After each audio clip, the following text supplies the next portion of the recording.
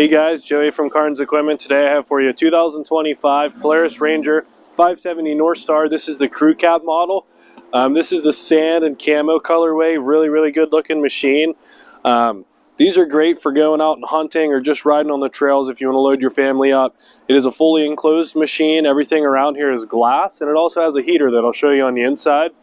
Up here you do have some really bright headlights, a big full-size bumper, and a 3,500-pound Polaris winch. As far as tires on here, you do have the Pro Armors, so a nice aggressive tire. It's not going to leave you stranded. Super amount of traction with those tires.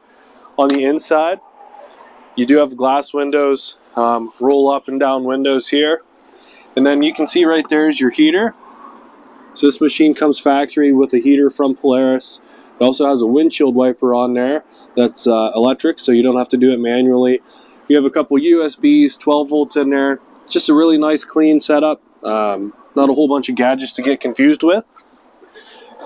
Pretty simple in the back. 2 seats in the back here. You do have a grab bar, and there's more than enough room for your kids or your buddies or anybody to get back here. You do have a full-size dump bed on here. Big wide tires in the back, a fully functioning tailgate,